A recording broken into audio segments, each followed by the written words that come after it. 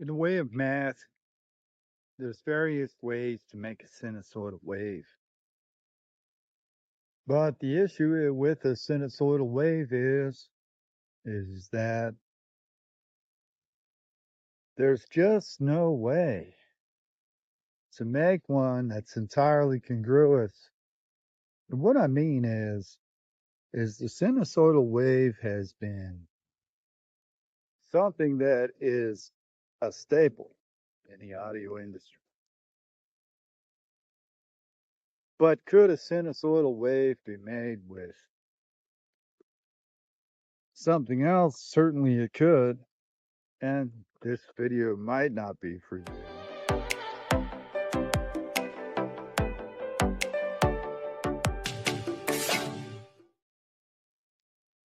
There are so many different versions of mathematical functions, especially in the way of division.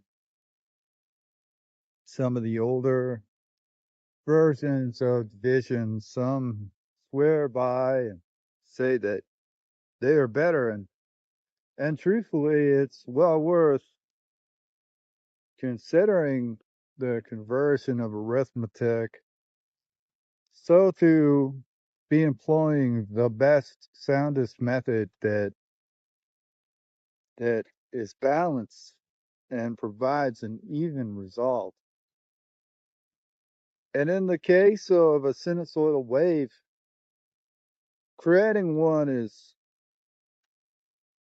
basic at best, some will say. But the real issue stems from the fact that they are utilizing two different pieces, so it's not completely linear. And the reason I say is what you do is you draw a shape, and what it is a shape like this. Green, sorry, and that creates the half round, and then they multiply that by -1, and they change the vertical orientation of it, and that's part of a sinusoidal wave. So it's kind of a piece that's put together. And the reason I say it's not linear is because the trigonometry is not complete. The trigonometry has an issue with the end of it. It starts at the beginning, right? And goes up here. And then when it finally gets to the end, it goes downward. And normally, in the case of audio, sample rate will belie that. Sample rate will not be affected by that, and you'll never notice that blip. But in certain cases, there'll be trickier math that is not in the microseconds, but in the milliseconds. And at such a venture, one might find, especially in the case of certain electronics, that they aren't getting much out of the sinusoidal wave. And the promise of stability and perfect power current does not deliver like one would expect. There are options, older options. And one of the best options would be to look at the various matrices that have existed. Some of them are quite challenging. Uh, I would suggest looking into Silesian, the matrices from the Stone Age, and also the one that was released in the 1600s. Could have been later too.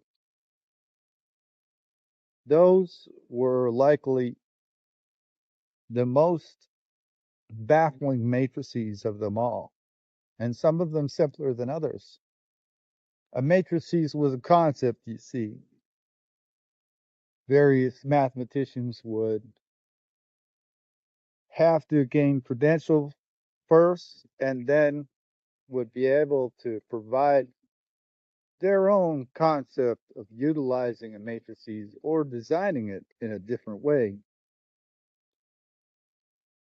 But the really interesting thing about one of these, depending on which you use, is the ability to put a timestamp on it. And with a timestamp, the matrices can be something that can do anything. It's especially good for logistics.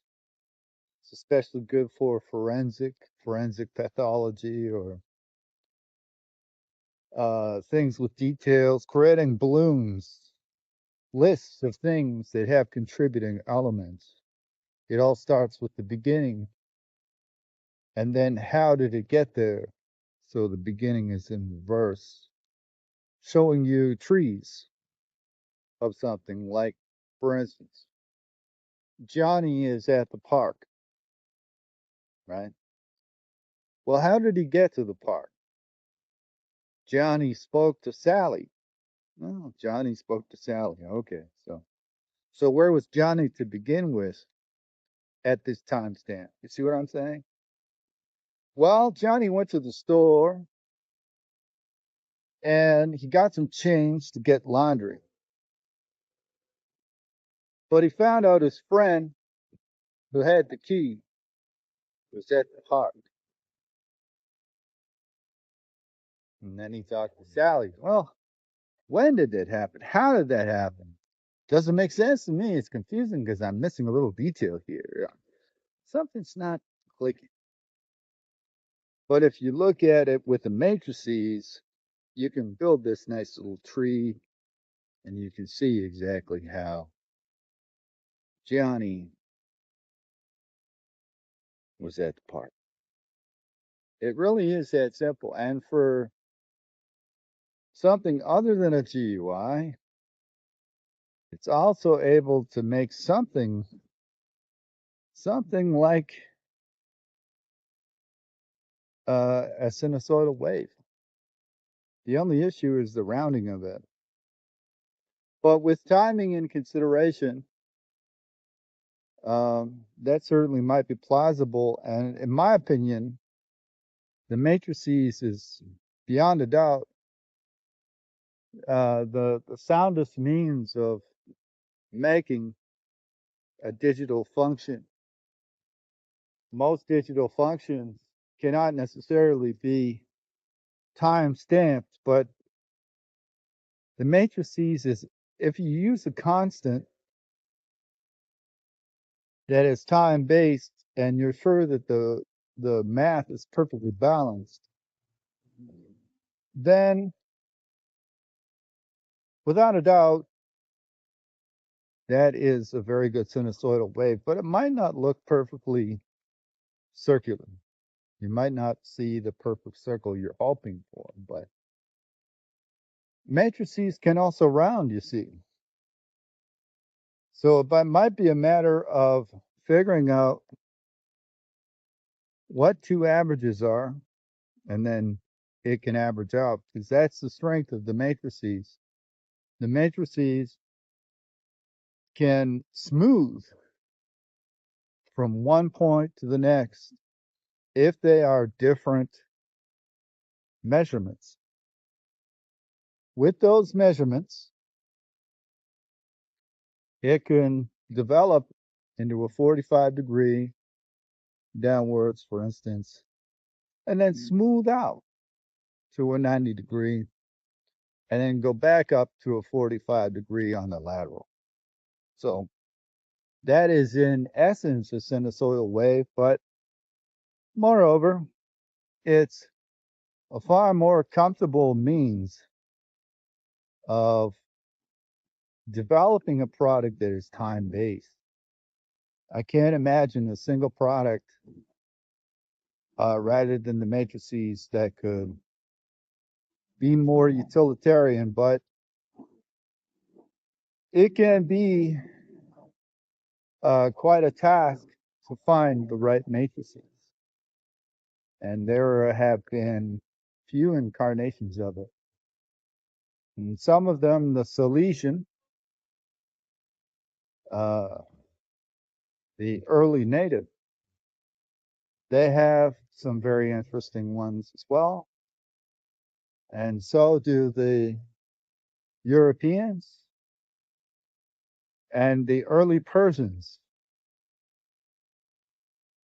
as well. And the Romans, in fact. There are many, even the earliest Romans. So choose your matrices well. But assuming you do, building even a operating system upon a matrices becomes a very tactile thing, and it allows math to work with time, and that in itself is a fascinating concept.